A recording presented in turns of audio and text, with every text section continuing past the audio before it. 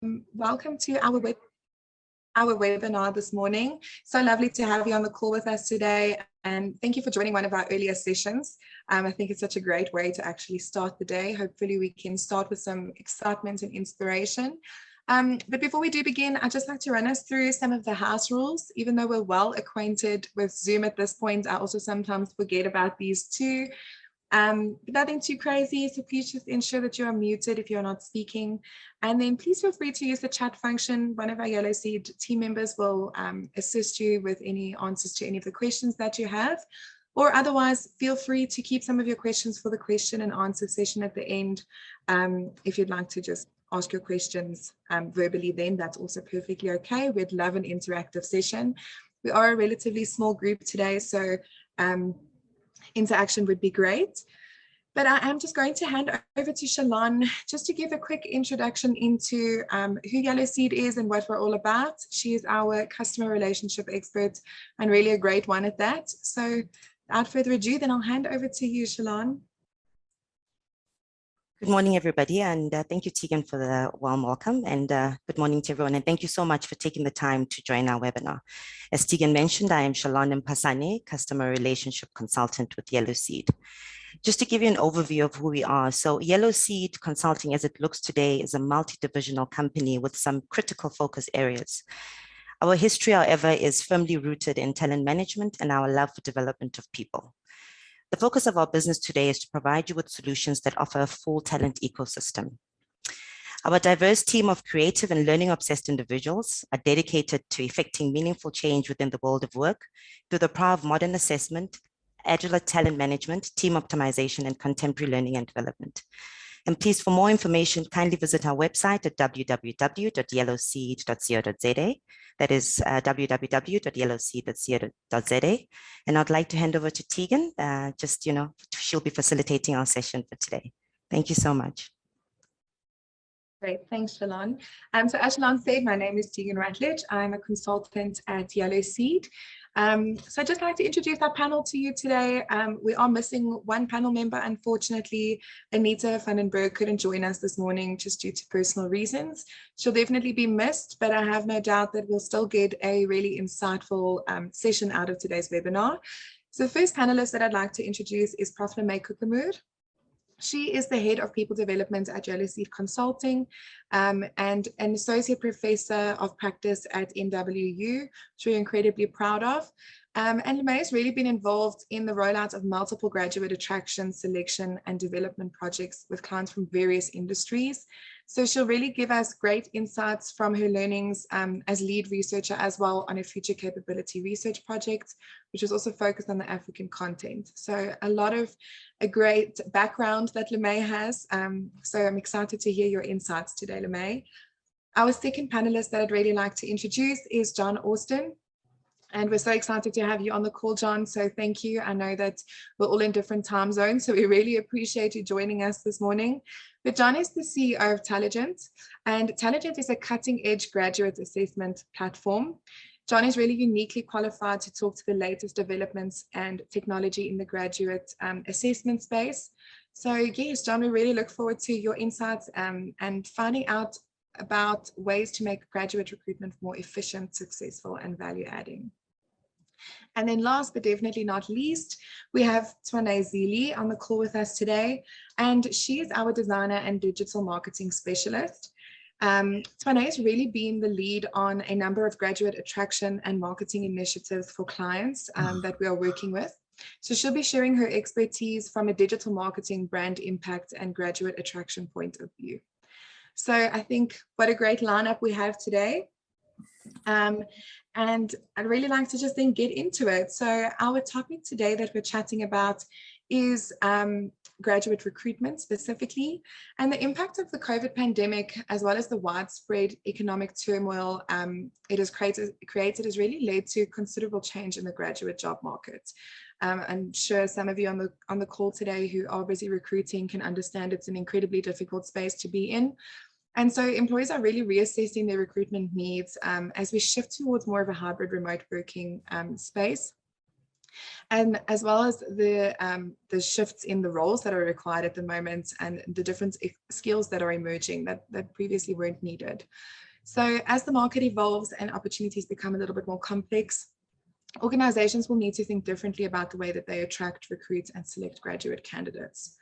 And during this webinar today, we'll really discuss the practical ways to manage large volume graduate campaigns while maintaining a standout brand experience, all with minimal cost. So now I'm going to get into the questions. So I hope our panel is ready. But the first question that I'd really like to pose to you, John and LeMay, are what are the key competencies and future skills organizations should be looking for in graduates? And then further, how could these be assessed during graduate recruitment?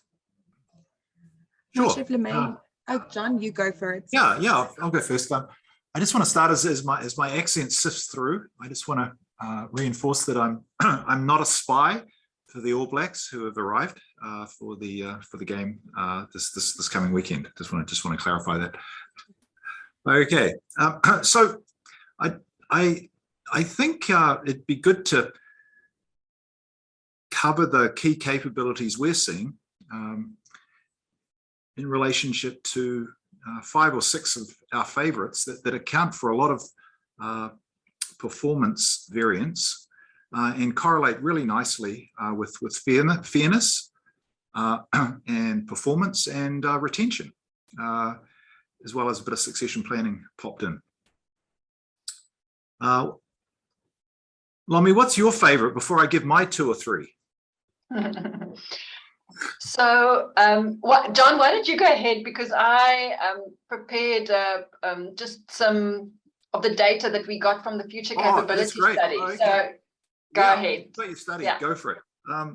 Well, my favorite, and I'm sure it'll align with your data, as an employer myself, and it comes through with clients, is the construct of implementation or conscientiousness. And it's a tendency to be reliable and meticulous, following through and on plans to ensure things are executed on. And that's loaded even stronger, we've found, together with COVID. That implementation or conscientiousness factors are really holding up strong, both and correlating really well with reduced turnover in those first 90 to 180 days, and also with just getting going and completing things and being a successful grad. I hope that one's in the data.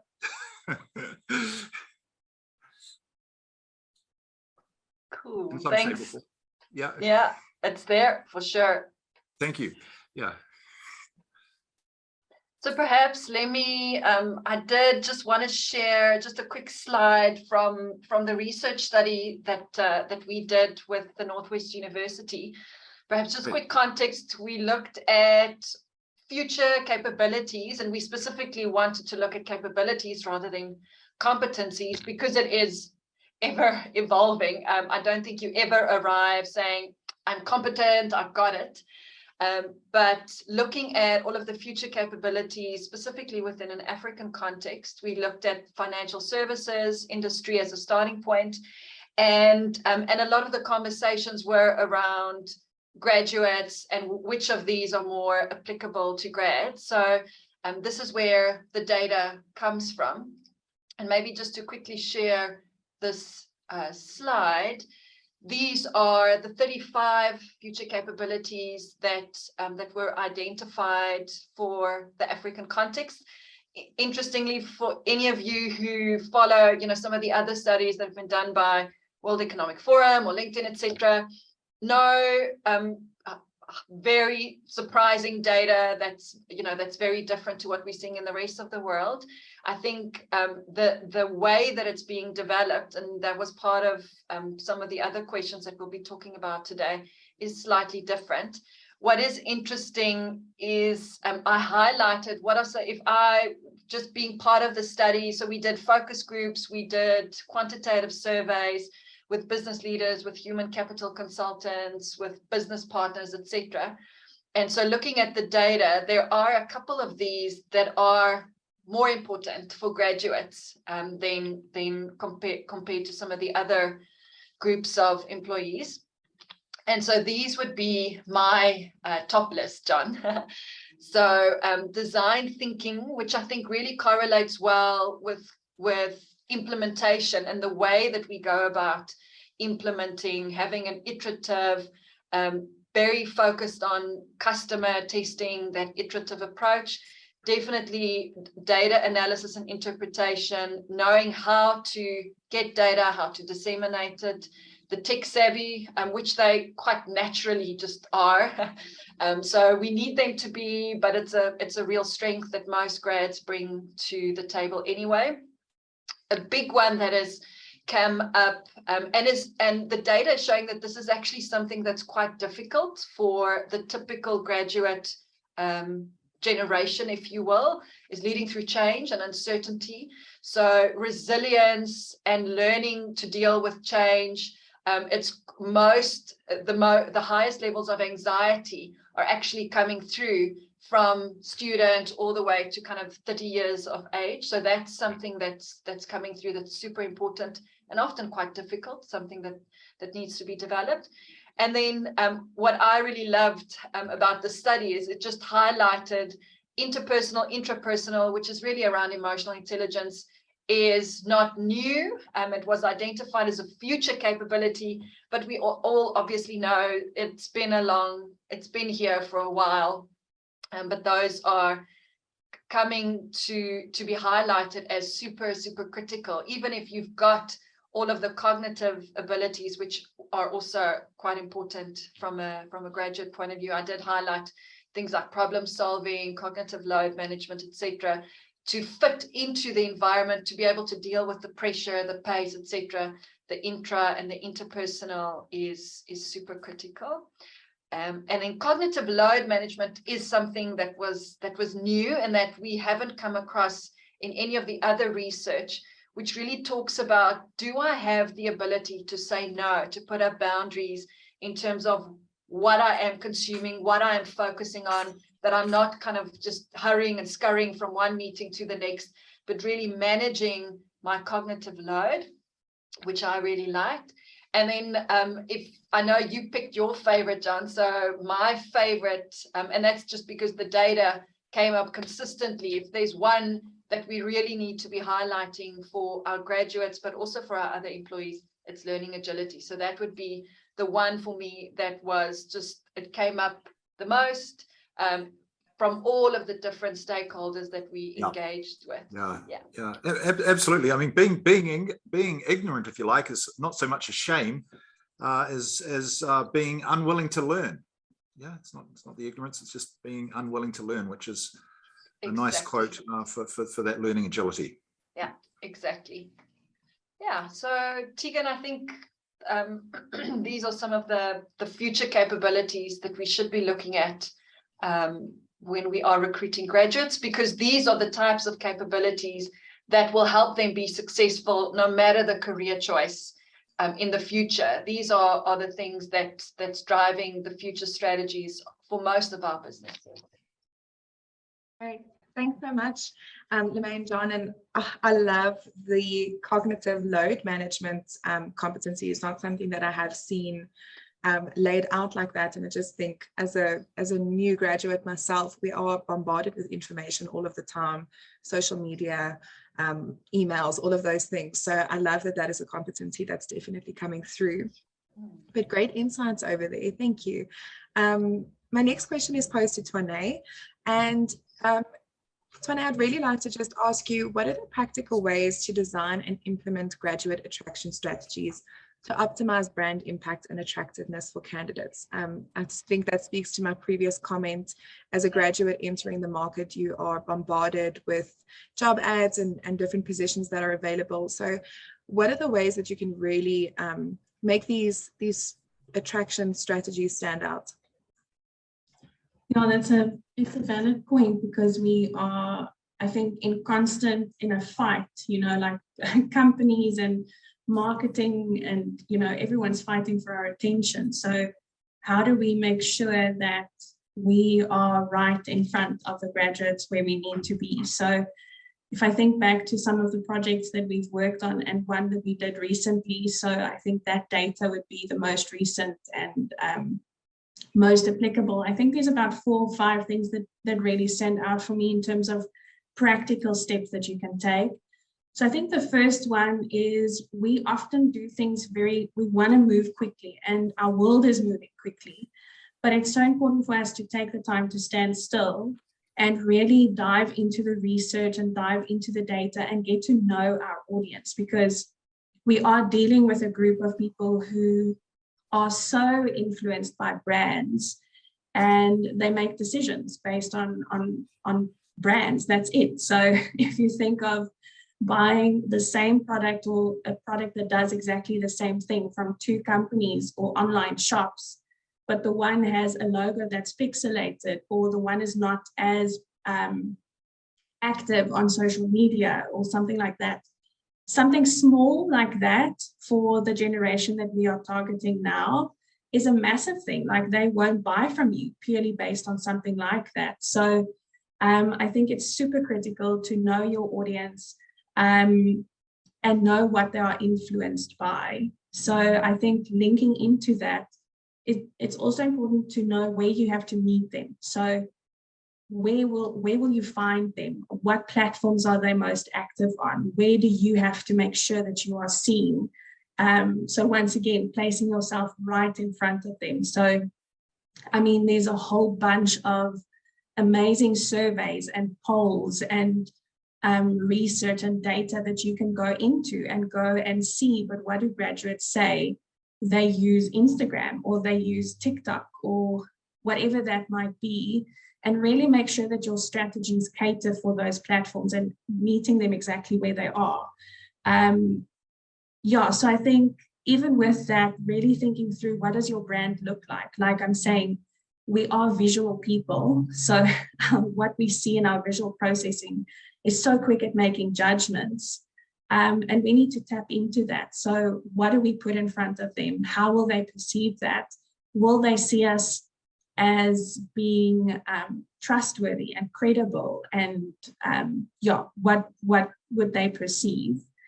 I think thirdly, what we found really worked great was to create a brand underneath your brand. So something that's very similar to your branding, but that can live underneath that umbrella. So to create its own identity, so that I just think in terms of marketing strategies and attraction strategies, you would want data that's trustworthy. So you can't go and share the same content on your company's Facebook page, for example, and think you're going to get accurate data, because the audience is so different.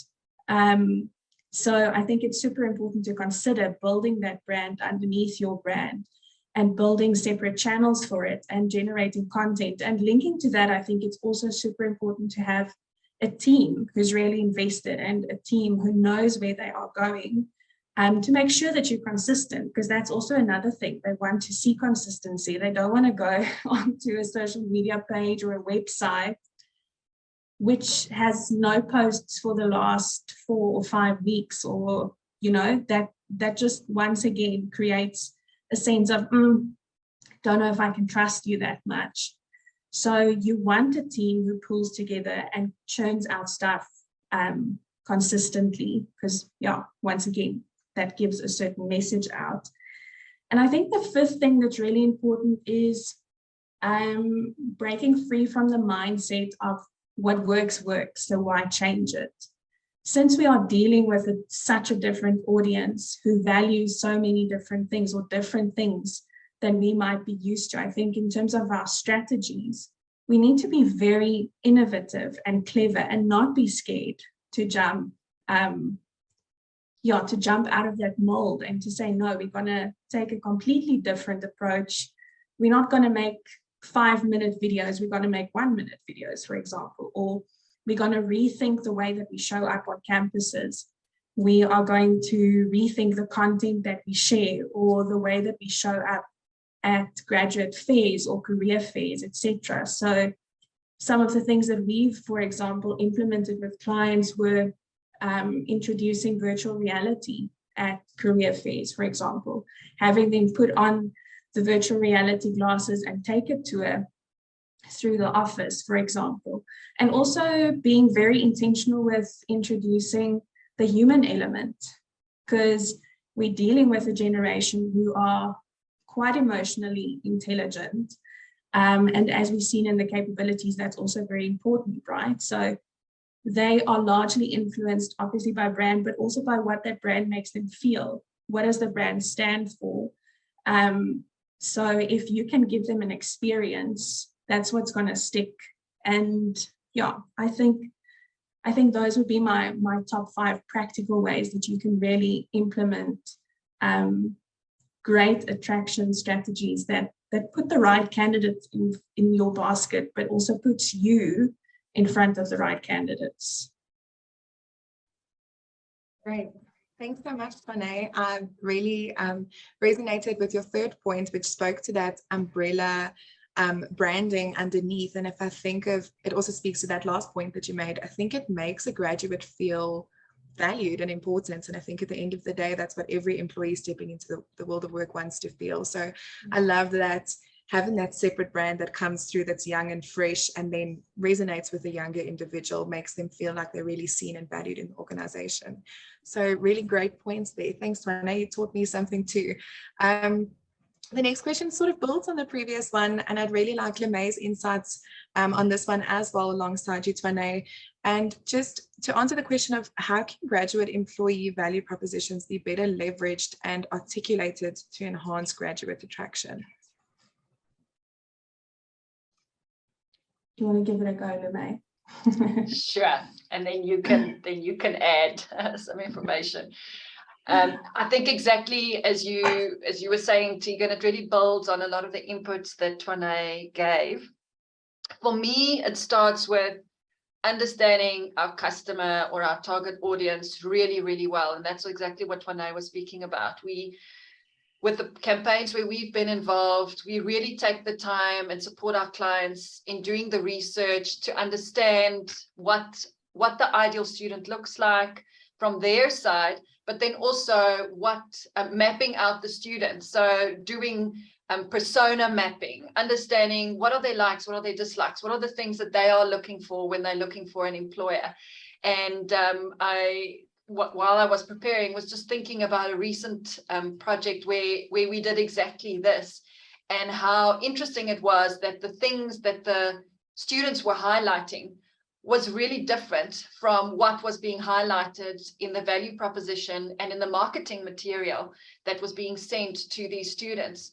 The students were not as focused on all of the wonderful benefits that the company was offering, or a lot of the kind of quality of the office and the quality of the working conditions, especially flexible working conditions. But wild card kind of ideas that they weren't even thinking of, things like they were super focused on their commitment to diversity and inclusion. And they were very focused on corporate social responsibility and what are some of the community upliftment projects that the company was busy with, and the quality of training. So we really had to redesign the value proposition for the graduate program and ensure that it's filtered then from all the way through, from attraction through to selection, through to development, that students understand, okay, well, we're actually doing quite a lot around D&I or corporate social responsibility, but we weren't bringing this through in our communication to the graduate group. So I think that understanding the value proposition using research so that we really understand what is important to the graduate group, how do we communicate specifically to that graduate group, but then secondly, also ensuring that that it is aligned to our overarching value proposition. So when we redesigned the value proposition for the graduate program, we really needed to ensure that it's aligned with the values of the organization, that it highlights some of the key aspects that's important to the organization, but it still is, and even from a language point of view, you really had to think about what are some of the, to the language for 10-year professionals that's been in the industry for 10 years or 20 or 30 years. It's very different for someone who's just coming out of varsity or still in varsity. So really making it very personalized, very applicable, so that we are attracting the best. Yeah, it's really spot on, and I think it links back to my last point on breaking that mold. So it's really difficult when you're sitting with senior leaders within an organization and you're telling them that students want to hear about employee well-being programs, and they like, but that's not important, you just got to push through, or whatever that might be. So yeah, I think some of the statistics around that is like, I think it was like 35% of graduates said that they would easily move within the first 2 years of being with a company. And how can we change that? And like you mentioned, Lemay, how do we make that really a personal thing for them? Because if you think back again to knowing your audience, we are sitting with a group of people who, yes, are bombarded with information. And I think they have everything at their fingertips, but they know what they want. They know what they value. They know what they stand for. And if you think of some of the massive brands that we know, like Dove and Pepsi, I mean, there's been massive controversial stuff around them purely because of stuff that they put out there. And people were like, or especially younger people and graduates, were very vocal about it, saying, no, we don't agree, we don't stand with it. And they are a massive driving force. So once again, like you also said, the language, how do we rethink the language so that we have the support, and how we can leverage that driving force through the right language, telling them exactly how we can match what they value, how we can match what's important to them. And yes, it was extremely interesting to see the things that came out in those surveys and in the data. So if we think, do they still value a company who gives bonuses, or a company who gives a large salary? But you'll actually be surprised by that not counting as much anymore, but employee well-being programs count.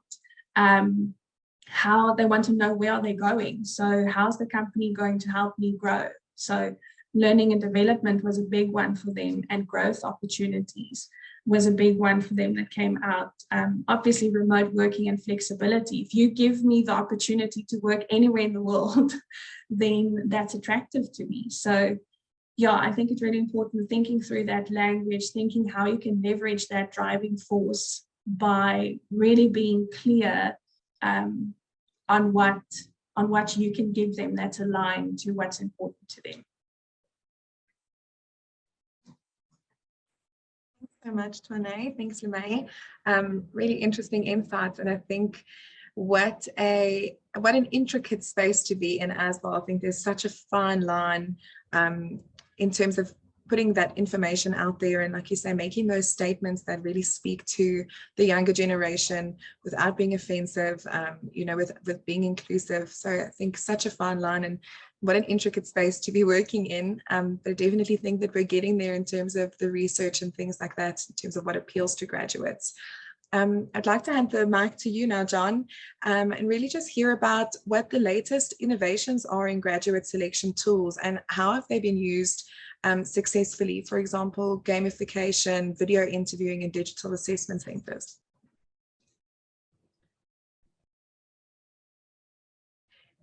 John, you are on mute. Can you guys see my screen there? Okay. We can. Okay. Yeah, I thought it'd be good to bundle that into sort of two buckets. One is we're seeing clients more and more think, first of all, about the process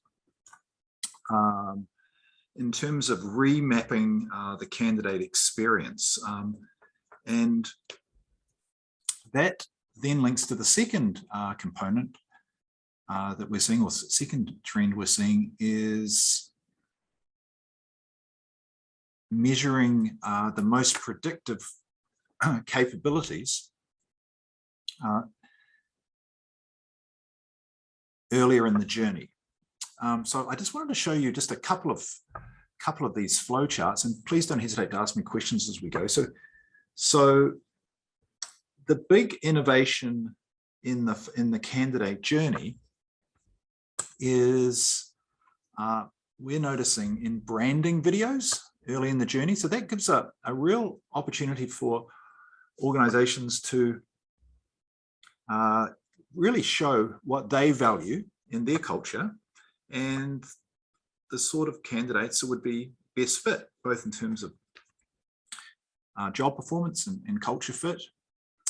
And of course, that a branding video provides an opportunity for candidates to self-select, and potentially then we're seeing a lot of clients start to screen on values earlier in the journey. With this example, I just popped 3 or 4 in there. You can see collaboration, diversity, learning, and excellence. And they can be measured with items. And as I'll discuss later too, they can be measured in an AI way with machine learning and data analytics. And then of course, the capabilities or competencies. Here are some of the trendy ones we're seeing. Absolutely learning agility and grit is definitely coming through with the COVID data, shall we say, implementation, organization, and so forth. In terms of assessment centers, with, of course, assessment centers moving online, we're definitely seeing assessment centers being more virtual as well, and that video interview data coming in. So there's an example of a sort of a model. Here's an example of it's the old story. That looks good as a model, John, but what's a good client example? This is a company called Xero, which is a big accounting firm that has a software pack. So they start with a grad video that takes 2 to 3 minutes. Then there's a very short application form before values assessment. The reason they've put values assessment earlier in the journey is because they're growing so quickly around the world. The jobs are changing so quick. So a lot of these grads are getting assignments out of their mothership country. So values fit has been pumped up the candidate experience. Then they've got their problem solving and personality, and they have their video interviewing straight after that. That pink one there wasn't our test. It was something from HackerRank, which was for engineers. So that's that one. And then they have their grad day. That was a virtual grad day.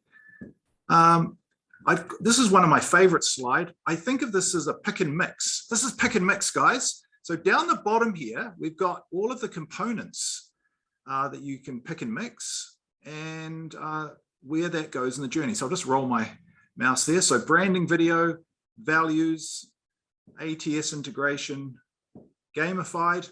Now, I love gamified assessments. Why is that? Not just because they're cool and new. They're really an interactive way to measure our learning agility over time. So gamified is sort of a practical way to apply everything we're hearing about AI, because AI covers many technologies and it's united by one common characteristic, of course, and that is machine learning and natural language processing. So gamified assessment measures learning agility because of candidates, you get a chance to see how candidates improve over time, which is fantastic. And then you can pop in there your video interviewing. So it really is, it's really exciting now that we can pick and mix. And obviously we want to make sure it's an engaging experience, it's a fair experience, and it's providing us with high caliber talent that hang around for a while. I was asked to focus on gamification, video interviewing, and digital assessment centers. The gamifications, the focus is on learning agility. Video interviewing, we're noticing 2 to 3 short questions, not too early in the journey. We made a mistake early, putting it too early in the journey. So then, of course, you find as a recruiter, you've got more work to do screening video interview questions than face-to-face or looking at resumes, CVs. So video interviewing later in the journey with about 3 questions, and then focusing on competencies that are trickier to measure with screening and assessment and gamification. my favorite for video interviewing is getting a really good example on video interviewing of teamwork. It's just a nice little insight into the interpersonal applications with some good examples there. It's one of my favorite, but certainly the more people-y ones are good for video interviewing. Yeah, so we'll share this afterwards, but we just wanted to share that we've got different components and the way you can configure the candidate journey. Tegan, anything else on that? Thanks. No, that's perfect. Thanks so much, John. I love the visuals as well, really add to the explanation. So I really love that. Thank you.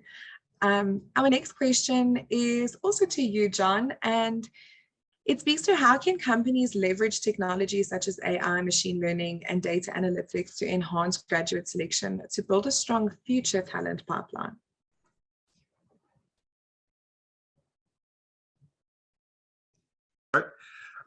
So the big theme here is to lay the groundwork. So what we're seeing with AI in recruitment, first and foremost, it's most effective as an initial screening tool.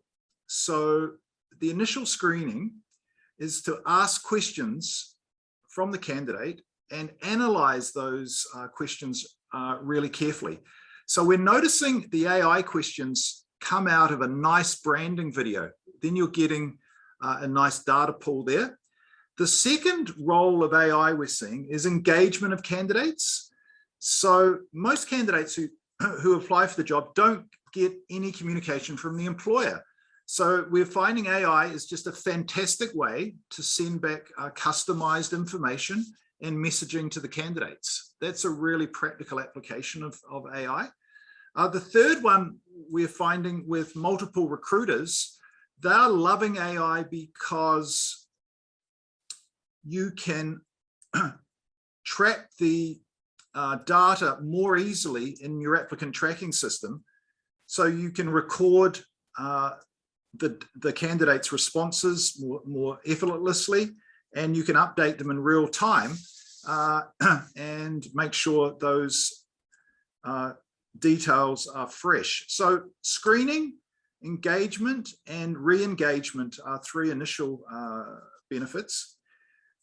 Another area which we're often not thinking of when we're doing our grad recruitment is applying that data for training and development. So back to our favorite competencies, when I'm screening graduates, and many clients are screening graduates and selecting them, they're definitely going for the problem solving, the grit, the implementation, the achievement, the learning agility, and the teamwork, but very few candidates are high in all of those. So the ability to apply that data in an AI way and customize the training and development for performance improvement and increased productivity and teamwork is a really, really exciting application of AI. And we're starting to see that with like data bundling by competency more smoothly and linking it to L&D. So that's a cool one. That's a favorite one for me. Another one is orientation of new employees. So clearly with that data that we've got in hand, AI really helps with the orientation of employees so they can get doubts clarified. How do they get that? We're finding just incorporating the selection data in the onboarding plan is really helpful for orientation. So there are my 5 favorite. Tegan? Love those. Thanks, John. Especially the screening one. As somebody who often has to screen through many candidates, I think the AI features that are coming through at the moment are incredible for that. Also just increasing the fairness of the recruitment process as well. But I definitely love those. Thank you. Lemay, the next question is for you. And I'd like to ask for you to just share how best to identify great young talent with the potential to succeed now and in the future at scale. And how do graduate recruiters successfully sift through the volumes of applicants applications coming through. Just also want to acknowledge that I see the great questions that are coming through in the chat box, and I think it would be lovely to answer those at the end of the session. We can have some of a conversation about it. So I'm not ignoring you in the chat box. I think it would be great to have those questions afterwards, but I hand over to you, Lemay. Awesome. Yeah, I'm also loving these questions. Very insightful. So to just in response to the question that you posted now, I think anyone who's ever worked in graduate recruitment would know that it's high volume and it's super intensive.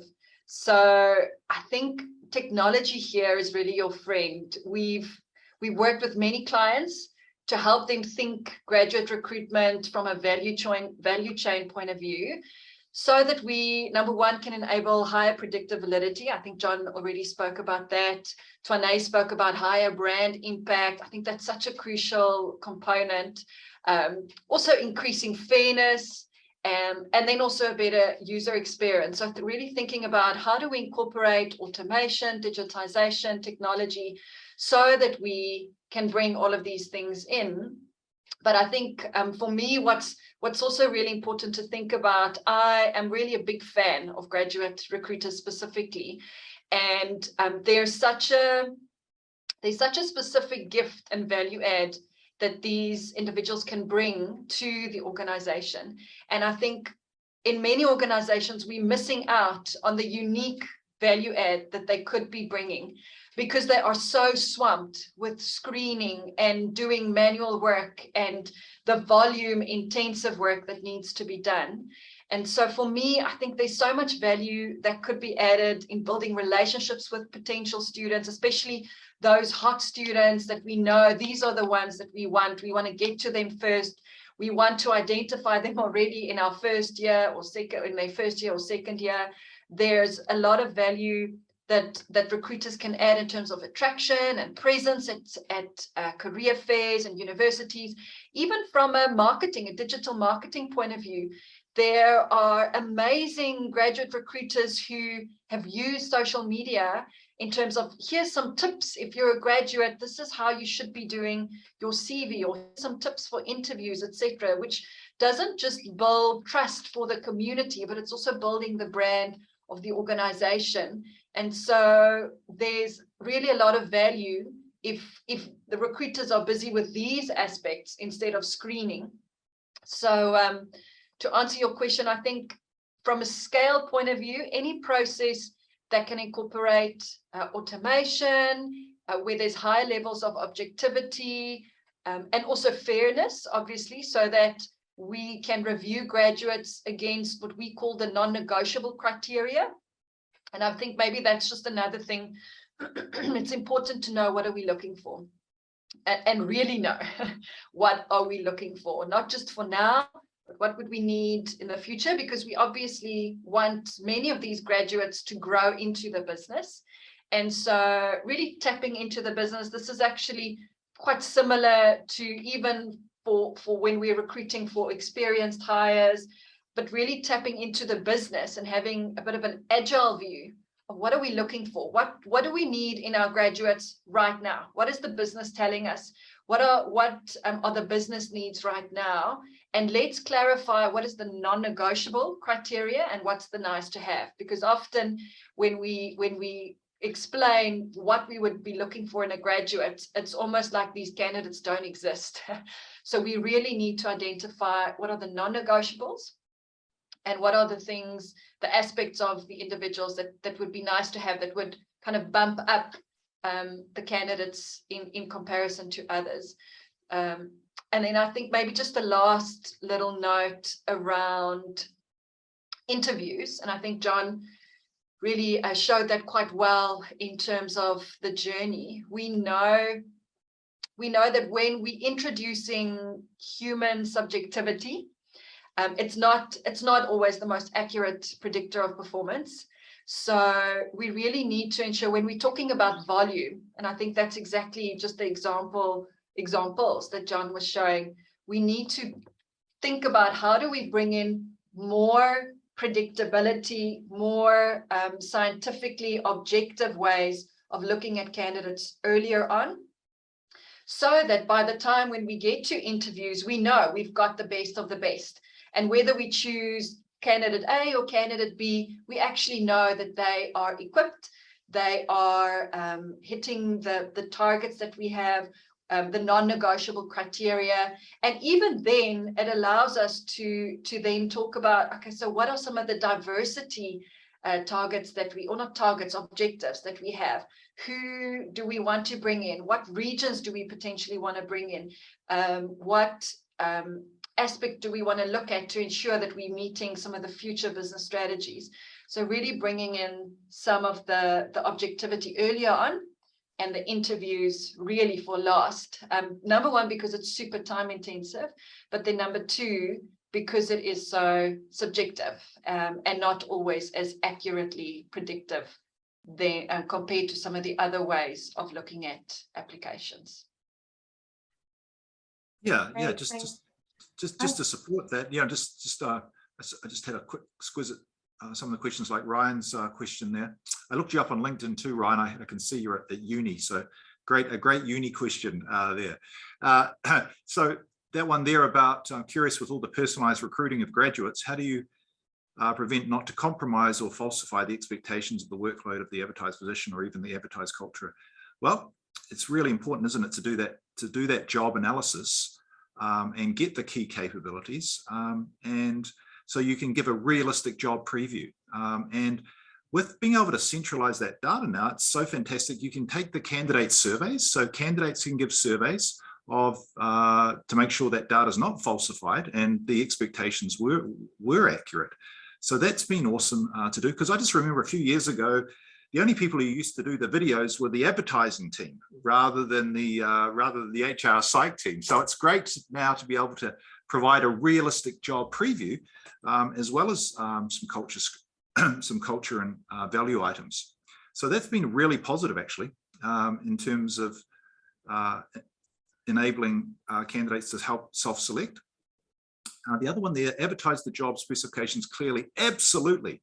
So communicating those capabilities early in the journey to provide realistic expectations rather than an idealistic position. Totally. It's really important to have that realistic and clear expectation up front. Just want to support the value of that question, Ryan. Thank you so much. Ron, you really took the words out of my mouth. Just adding on to what Lemay had said is, you have to be sure of what you're looking for as well.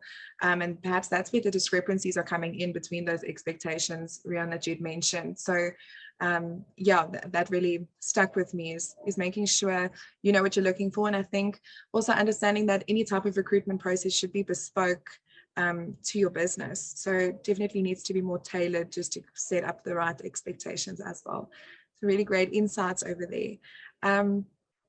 John, which metrics would you say should be tracked to evaluate the effectiveness of a graduate recruitment strategy?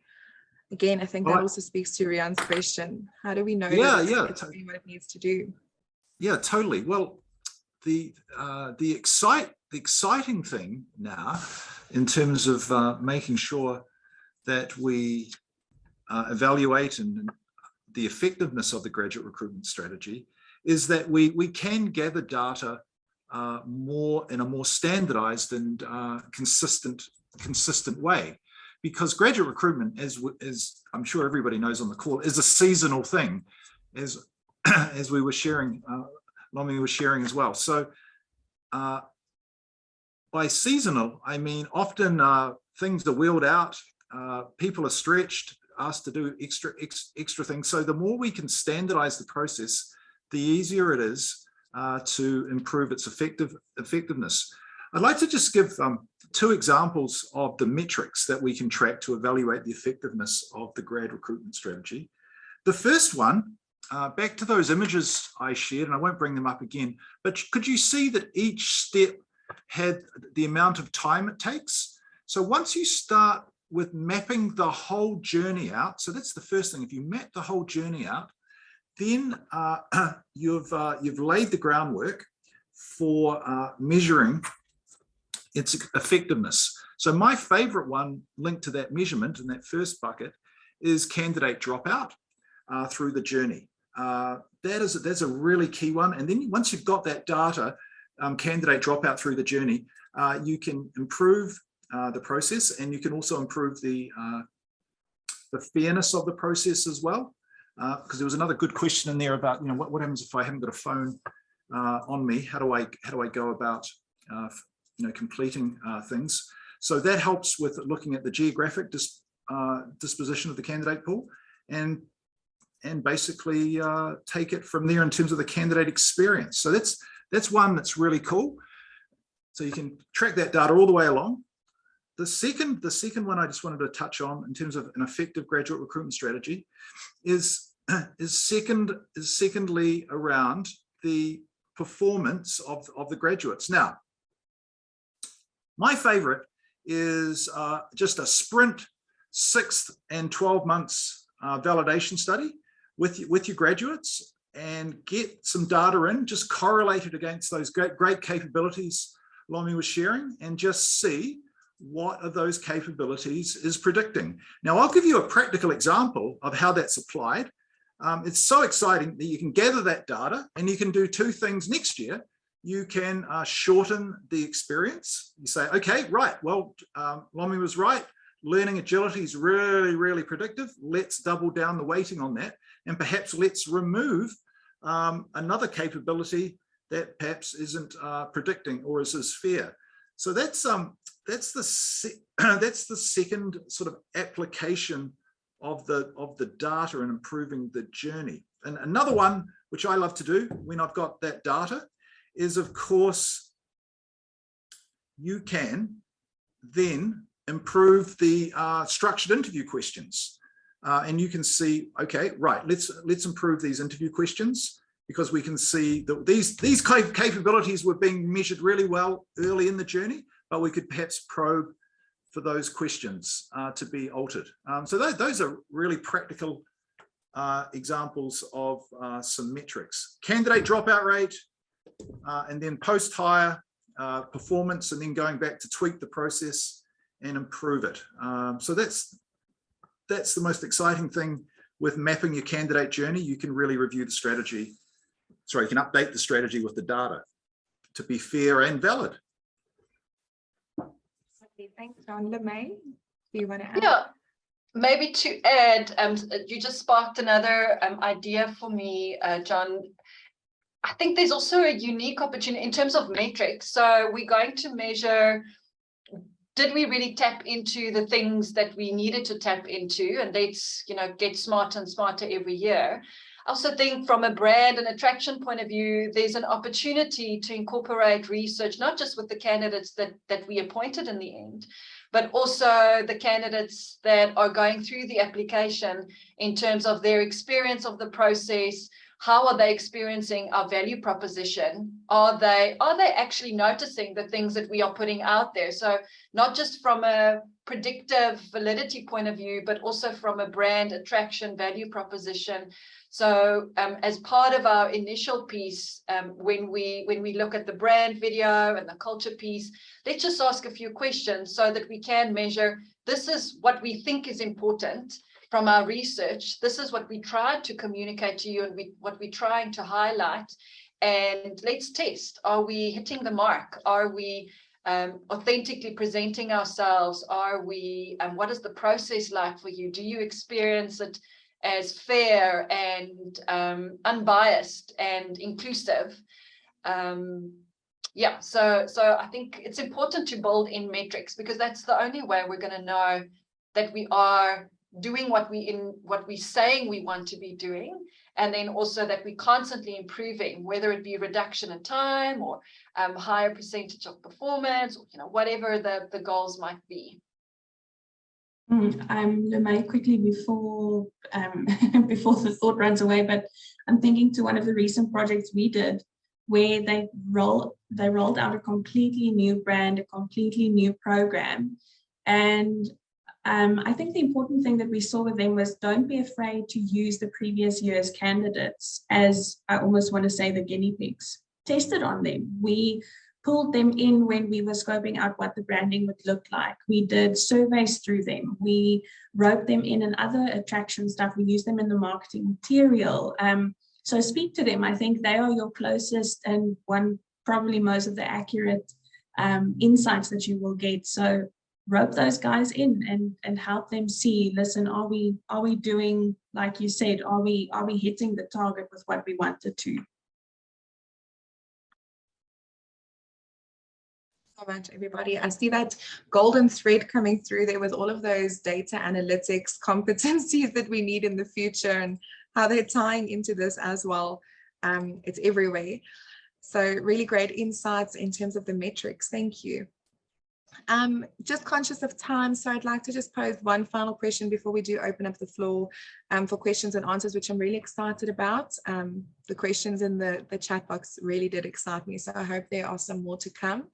But the last question that I'd really like to pose to the whole panel is just, you know, Lemay, you've also touched on the importance of the diversity and inclusion coming through.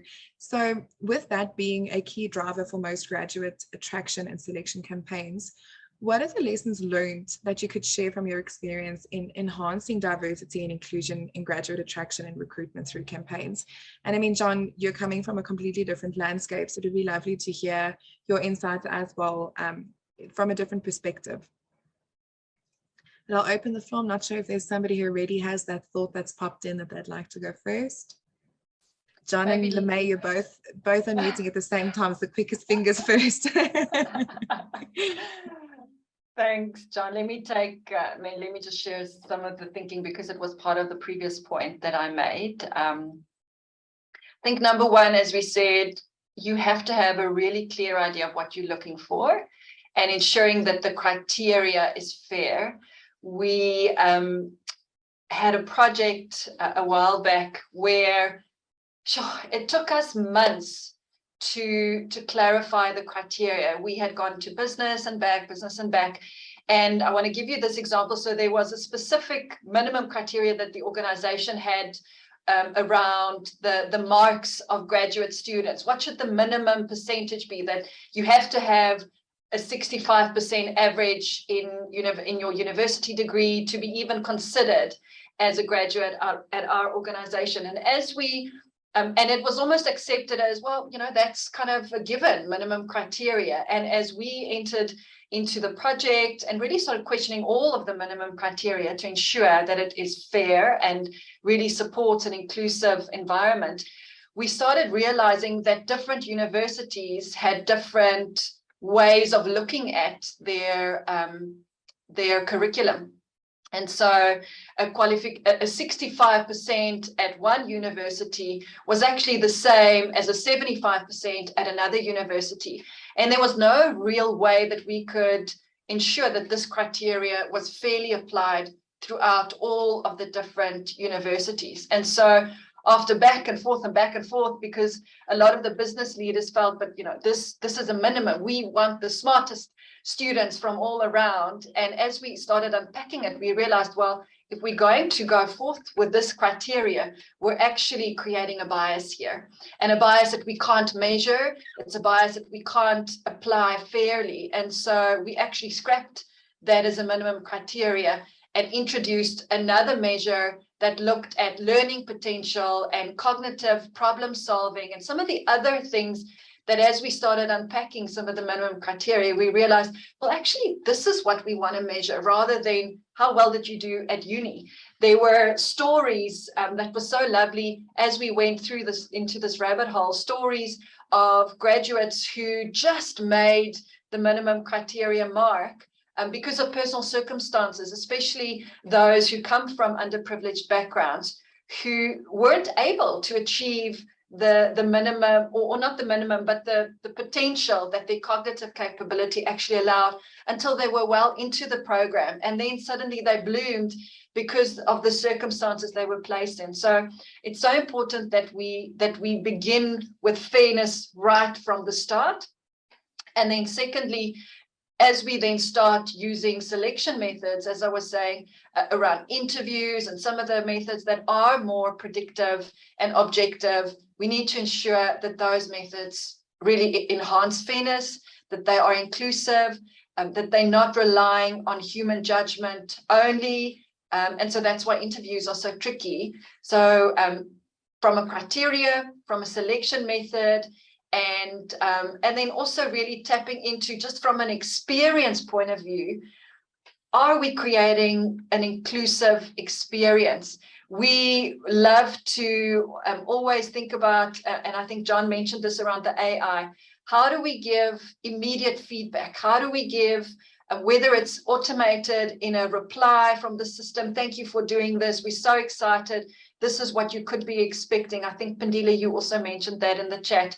So really being quite communicative in terms of the process, but then also, could we give them a summary of their results? So even if I don't get through to be hired, what am I getting from this experience? Because that's going to make me feel included and valued, even if I didn't get into the program. And that's what we really want, right? That we want candidates to feel valued, to feel that they got something out of the process, whether it be self-development or some self-insight, and that they didn't feel disregarded or that there was a bias throughout the process.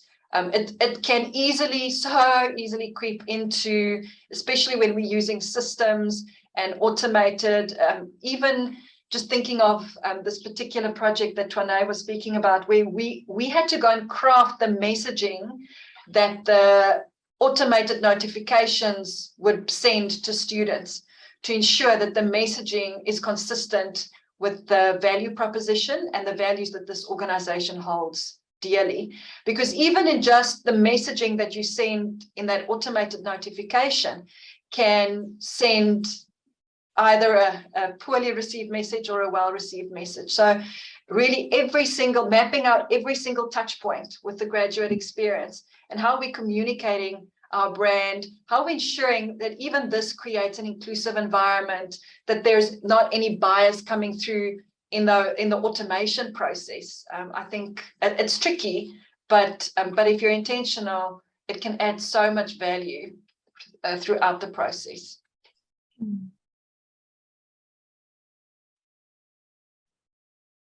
I thought I could just chip in I just grabbed a couple of relevant PowerPoints to what you were sharing. Want me just to share with the team, just share just 3 images. Yeah, just as a quick share. This is an example of the reports that candidates can get now. That we're finding is really valuable. Once you map the journey, you can really treat your candidates as clients and give them feedback on areas for development. That's been really growing. And also measuring that candidate satisfaction, which just getting ratings of engagement, ease of use, and tracking that data. So back to mapping the journey and gathering feedback, and of course treating your candidates as clients. And this is one of my favorite slides. Josh Burson, who's the godfather of HR technology. People analytics is here. It's a global trend. Whenever I'm with clients these days, I coach them to make sure the next grad you hire is one for yourself, and he or she's a mathematician. So having an analytics person in your team is really valuable, and there's a good return. And just building on what Lomi was sharing as well, this is the validation table, and this is the correlation showing how well things predict. Now, job experience underneath me there and education aren't holding up that well. So academic grades, and this is global data, and reference checking aren't holding up, but good old learning agility, which is Lomi and my favorites, of course, is predicting. Anything above about a 0.3 correlation is really handy in terms of predicting with job performance and retention. And finally, candidate experience. 78% of candidates tell their family and friends about a bad interview experience. More and more are posting it on social media, and 4 times more are likely to accept with some feedback, which can be provided constructively.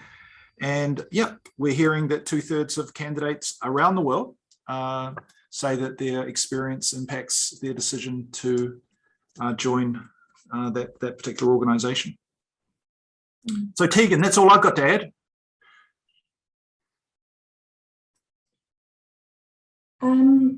I think if I can add something just in terms of coming from the attraction perspective, and LeMay did touch on quite a few points, but I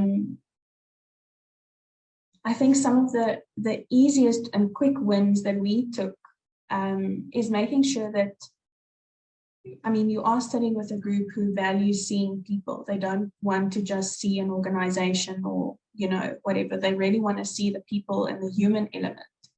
So making sure that the imagery that you use is inclusive and diverse enough, making sure that, like LeMay also mentioned, how, you know, really thinking through your language. I think that's extremely important. Really thinking through your language and how is that coming across. So that I think those were just some of the quick wins that we took, and also using something simple like testimonials, once again tapping into your previous group and roping in, you know, different people from different backgrounds and different universities, and having them share their honest experience and having them talk about their experience in the process, but also within the organization. Is also another great way that you can say, but hey, we have this guy who came from this background and this was his experience, and we have this guy who came from this background and this is how he experienced it. Making sure, yeah, once again, that everyone is seen and heard, and everyone's opinion and everyone's experience counts, and also using that as how can we build, how can we grow, how can we do better. Yeah, so I think just from an attraction point of view, I think there's really clever and small ways that you can drive the right message. Great insights across board. So many of them also spoke to me just in terms of also being a graduate recently. I think sometimes being in industry for so long, we fail to acknowledge that there's a person behind that application as well. So LeMay, I loved how you spoke about, you know, giving that feedback. And I think that is also the beauty of using psychometric assessments in the recruitment process, where platforms do offer that immediate feedback. Some of the platforms we use also do that. So I think that's really important to build the confidence of that graduate and know what it's like to get multiple declines. So really an important factor, and I really think that that's a great comment made. So I know that brings us to the end of the questions that we have for the session, but I see some lovely questions coming through in the inbox. I don't know if we want to tackle some of those. I know Rian spoke to including marks in the recruitment process, and I think it's more of an outdated approach, but I do think due to the volume of applications that come in, there's often a screener used. So I think the data is starting to show us that we need to shift away from that. Don't know if there are any other, any of the panel members who want to answer some of the questions in the inbox, or any of the participants today who would like to share some more questions. I'd like to answer one or two. I just chatted with one or two of those personally, just in case I shouldn't be public in a nice way. Okay, so Ryan, apologies, but I'm truly, does this indirectly mean that high marks are sometimes used as an exclusive criterion? I hope not, but clearly with grad recruitment, I've certainly seen over the years that when you have hiring managers come to assessment centres, and I'm sure everybody's familiar with what assessment centres are, that it's so important to brief the hiring managers, the managers, the leaders on how to be consistent in their assessment centre ratings. That it's really interesting to see what comes out in the wash during the assessment centres. But high marks on their own, in my experience, are hopefully never used as an exclusive criterion. Anything you guys want to add to that locally? Yeah, maybe to add to that, I think it's important to understand, perhaps start with the concept of inclusion and exclusion, right? So inclusion means there are certain aspects around, or there are certain parts of ourselves and the people that we would be wanting to apply, where we want them to feel included.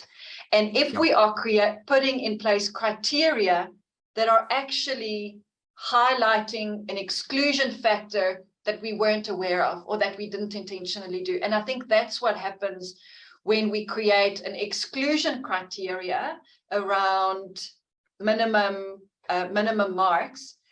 We're doing it deliberately. We're excluding people deliberately. We're creating that criteria. But what we're actually doing is we are excluding them not just based on the minimum marks. We're actually excluding so many other factors that we were completely unaware of that actually influence the marks.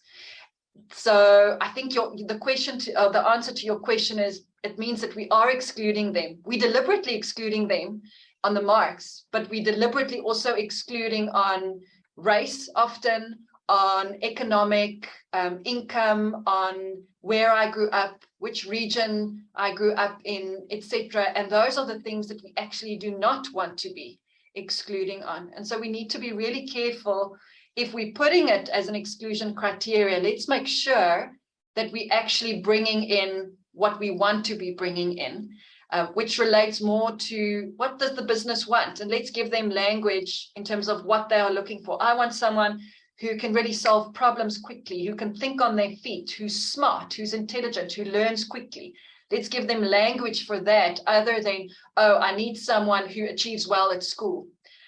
Because there is a correlation to someone who achieved well at school and these things. But what the science is telling us is that actually there are other things that might be more predictive of these things that we're looking for. Things like learning agility and problem solving and resilience than marks at varsity. So it's about being very intentional about our inclusion and our exclusion criteria. Because if we're not aware, we could easily get into quite a dangerous situation where we're excluding people that we don't want to be excluding. Thank you. That was very interesting to hear.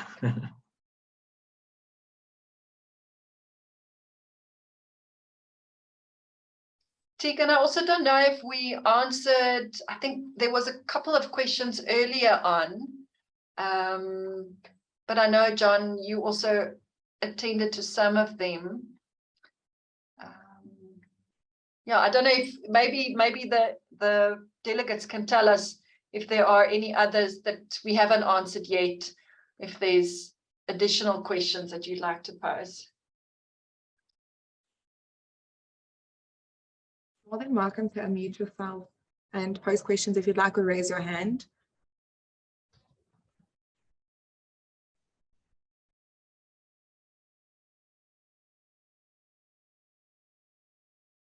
Very nice small group, so please don't be shy.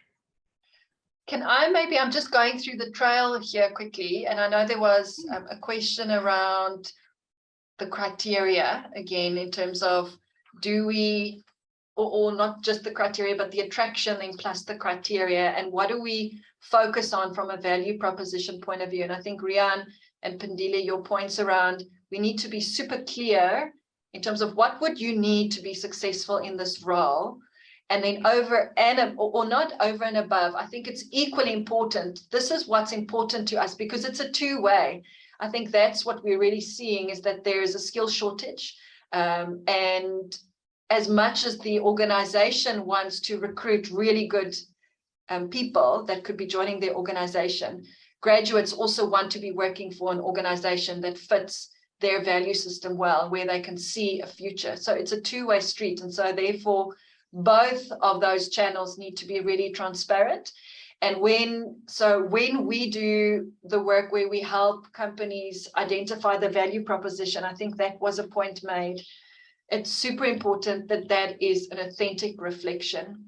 If you overpromise, you're going to get all of these lovely things, and the graduate joins and there's nothing of that in their experience, you actually doing a lot more harm, because of the productivity, the cost of losing that individual, it just has quite a negative impact. So rather be authentic and sell what is true to your organization. But I think it's also important to understand the lens of the student in terms of what they are looking for. And then from a strategy point of view, how could we be incorporating more of these things? If we want to be the employer of choice, which most organizations want to be, we need to be quite intentional about then creating or developing these parts in terms of our culture. If we're not doing anything around D&I, and that's important to students, well, what could we be doing as a small step and then building that journey? If we're not doing anything in terms of corporate social responsibility, or if we're not, if the quality of our training isn't where we need it to be, all of that is part of it's not just about let's get quick and dirty best candidates in and out. If we want the best, we need to provide the best.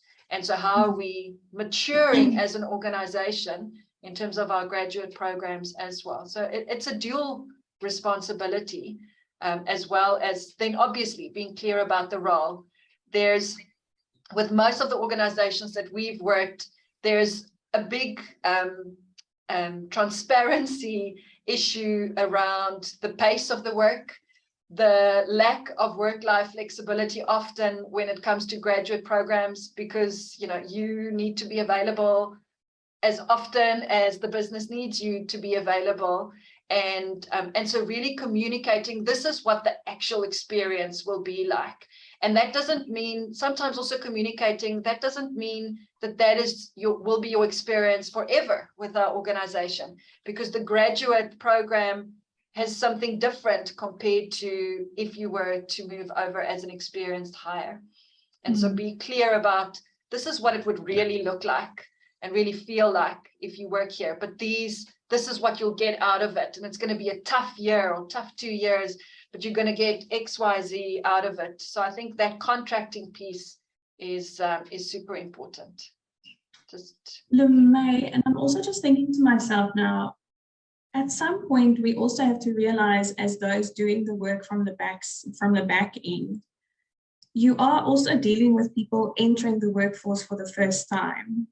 So is it also just being realistic with the fact that you might not step into this work environment and be fully satisfied, because what you thought would be important to you and what you thought would create the best culture and the best place for you to grow and be productive might actually be totally different. So it's not maybe necessarily something that's not communicated in the right way or not really reflective of the culture, but instead it's just me being realistic with the fact that I'm entering a workplace for the first time, not really knowing what to expect. I might be going off of all of the things my mom and dad or family members have been complaining about, or what you see on social media with people being very expressive with what's going on inside of their organizations. So I think that's also an important thing to just keep top of mind. Yes, to be authentic, and like you said, all of the points very important, but to also be realistic in the fact that it's a first entry. You have to still figure it out. You have to figure out, what does your unique environment look like? So something that allows one person to flourish might totally run you down. So 2 cents there. Cool. What a great insight, Twana, and it speaks to something that I've been thinking about as you've been speaking, LeMay, as well, is I also think in our current landscape, we might not actually have the luxury of peering with an organization where we really do fit, which is such an unfortunate thing. But I think of graduates at the moment who are actually just desperately grabbing at any job that's available. I think the graduate process, could really enhance how we I think we have a huge responsibility to encourage that fit, just because I think people aren't really even applying because of, the culture fit. But yeah, what a great session. I really enjoyed it thoroughly. And I think this is where we can close it off for today. And if you do have more questions, we are all available via email, via phone call. So please do feel free to reach out to us if you'd like some more insights. And as mentioned, this recording will be available. So please feel free to share it with your colleagues and chat to people about it. But I'd really just like to take the opportunity to thank you all for joining our session. I know it was a morning session, so I hope it really started your day off well, and I hope that you found it as interesting as I did. I'm really also grateful to all of the participants for being so interactive in the chat box. It's really been great to hear your insights as well. And I'd just really like to give a special thanks to John for joining us as well. I know you're about to close off your day on the other side of the world, so we really do appreciate I'm about to hop on a ferry home. How's that? Oh, lovely. Sounds so lovely. Yeah. I'll be having a drink. That'll be great. You've been a great hostess, Tegan. Thank you so much. Cool. We're really proud to have partnered with Telligent, so thank you so much. And we know that Telligent and their assessment solutions are really so unique. And we found that you've really mastered an engaging, user-friendly way to assess talent. So we really enjoy working with your products daily for all of our talent needs, and find that we get so much positive feedback on the candidate experience because of Telligent's innovative, fun, and capturing way of assessing. So thank you again, John. And Telligent is really such a great platform that we use for our graduate recruitment across board and across our clientele as well. But I hope everybody has a lovely day further. Enjoy your ferry ride, John. Hope you have some chips left for that ferry ride, John, making it more bearable. No, I'll buy another. Bye, everyone. Thank you. Thanks so much. Bye, everybody. Ciao.